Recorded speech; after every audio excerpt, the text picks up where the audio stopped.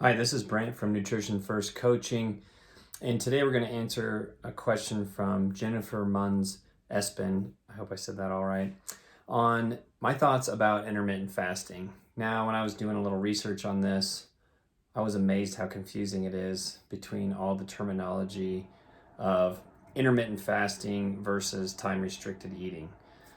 Some places said intermittent fasting doesn't involve any calorie restrictions versus time restricted feeding involves calorie restrictions, but for the purpose of this, we're going to consider it the same thing. What we're going to do is consider intermittent fasting and time restricted eating as anytime you are restricting the window with which you eat on a daily basis. So, the easiest way to think about this, I wrote down a couple popular ways to do intermittent fasting, and ones that I've used with people in the past that have worked great for different situations, which of course with everything it's all situational and it depends, but the easiest one and the one that I would suggest starting off with is taking a 24-hour time frame and reducing the window you have to eat. So whether that's 18:6 or 16:8, you're going to take that time frame, and typically that just either means skipping breakfast and then having lunch at noon and then finishing dinner or your last meal at 6. That's your 18:6 window. Or that could be skipping breakfast, eating at 11, and then finishing your last meal at 7, and that's your 16:8 window. Okay, so basically you're restricting the amount of time with which you're going to eat, and when you do that, the biggest benefit, and we're going to talk about a bunch of them, is that you typically reduce calories. Now, I would say, and this is what I always do with my clients, is whatever you're doing in here, and I'm going to explain these other ones, make sure that when you do eat in that window, you're eating well. Because if you are eating in a smaller window, then you're essentially going to have to pack in all your healthy nutrients, make sure you're getting enough protein, fiber, phytonutrients, vitamins, minerals, all the above in that shorter amount of time, that window. And this doesn't mean just go off the rails and try to pack in as many calories as you can in this eating window, because you can still pack in 3,000 or 4,000 calories in 6 or 8 hours, especially if you're eating processed, low nutritional value foods. So some of the other, with that precursor, some of the other methods are one that's called Eat, Stop, Eat.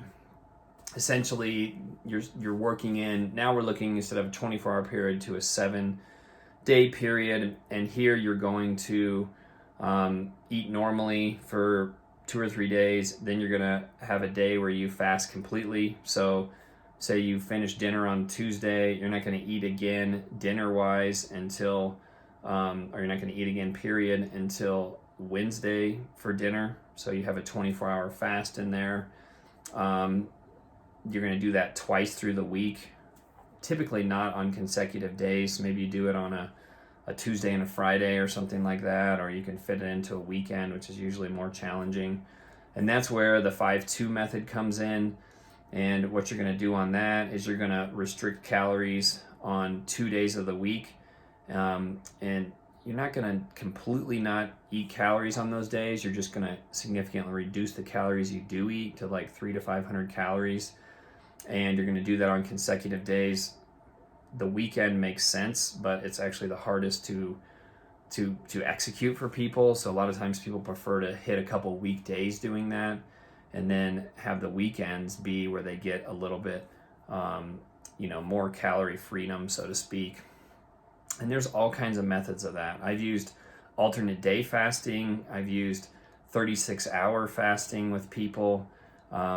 All of these have to be worked up to, and then we have to define what is an actual fast. So there is a complete water fast where there is 0 calories and all you're doing is drinking water, maybe some electrolytes in there, which I would recommend the longer your fast gets, because you start to use up a lot of your electrolytes by burning body fat and getting into ketone use. And so you're going to, the chance of getting dehydrated and getting low on electrolytes is pretty high.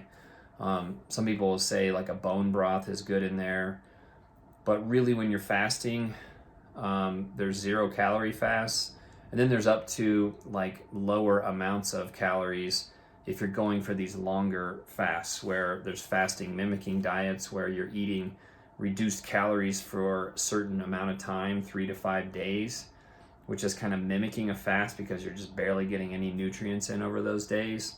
And then there's days where, with the intermittent fasting, where the window, if it's going to be like 16 hours, then I tell people no calories in that 16 hours. So what that means is non-caloric beverages, water, black coffee, tea, no sweeteners, no creamers, nothing like that in there.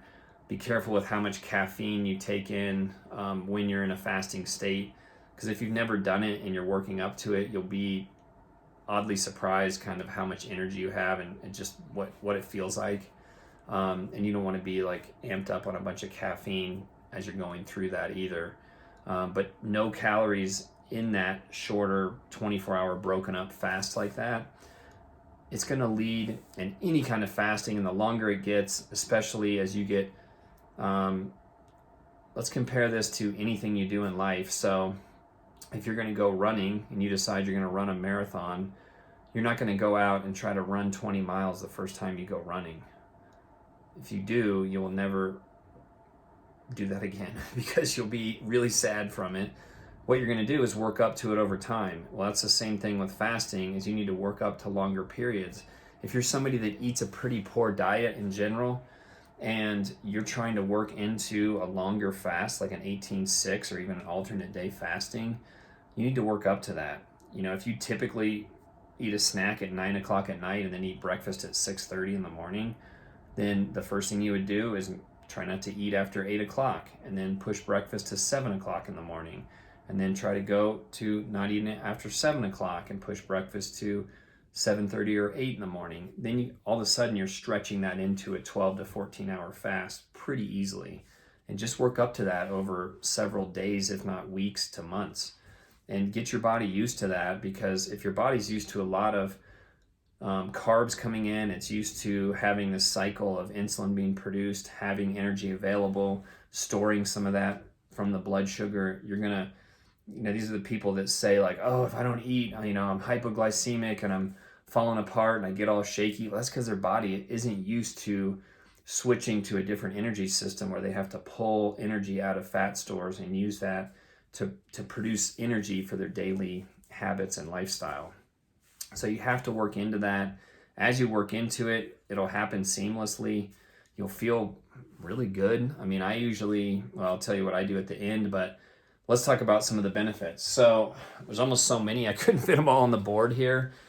Essentially, let's say that your body, when it doesn't have to concentrate on trying to digest all the time and assimilate that food, so it gets this period where it's got 6, 8, 10 hours of not having to digest, all these amazing things start happening. Your body starts to fix things. It starts to become more sensitive to hormones. So not only are we decreasing calories because of the window we're trying to eat in, our body starts becoming more sensitive to insulin. So if you're pre-diabetic or you're a type 2 diabetic, you can start working into some fasting periods. This is where I've seen, and I've done this with my clients, and reversed a lot of type 2 diabetes and pre-diabetics, improved their A1C, even got them off different medications, because now their body's more sensitive to insulin again, which is what ends up happening to lead you to be diabetic. You lose that sensitivity and it just doesn't work anymore in your body. But it can be reversed as long as it's type 2 diabetes and not a pancreatic problem. Your body starts to repair cells, hormones become more potent, so to speak, and you start to produce more of the good hormones.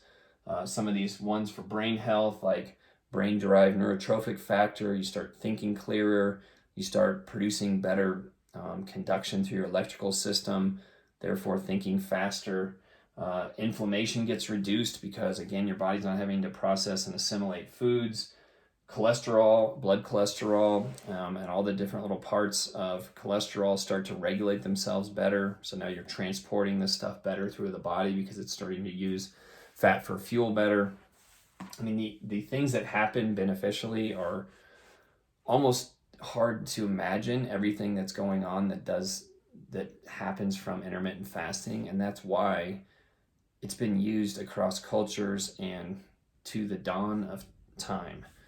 It's either religious reasons, it's for reasons because we couldn't get food all the time, so it wasn't unusual to have eat a bunch, feast and famine type of thing. You get a bunch of food because you killed something, or you found something that you could eat that was, fresh fruits or berries or something, and then maybe you couldn't eat for 2 or 3 days. And that's how our bodies adapted to be where we're at today. And now all of a sudden we have food available 24/7, and it's always there, and we can eat anytime we want.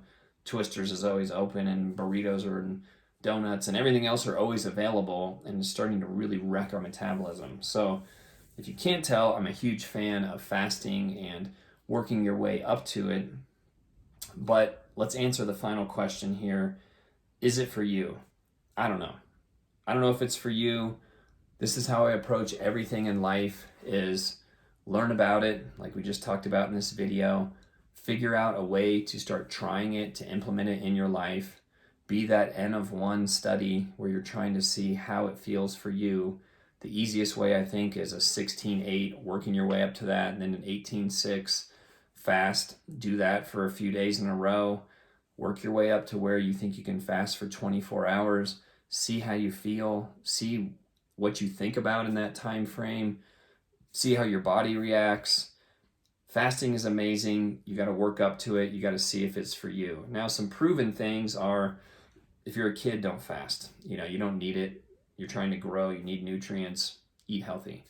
If you're a female, fasting has some mixed results. Some women just don't do well with periods of longer intermittent fasts. Yeah, if you eat for 10 hours during the day and you have 14 hours where you're not eating, I don't really consider that intermittent fasting. When you start to work into the 16 or 18-hour window, that's where sometimes women don't do as well.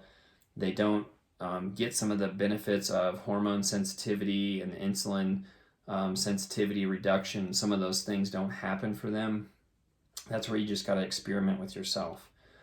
In terms of building muscle, it's actually been shown that you produce more hormones. So if you work out at the end of your fast and then you eat something going into that eating window, that's actually kind of the perfect scenario to recover from it, build muscle, repair tissues, have all those healthy things happen.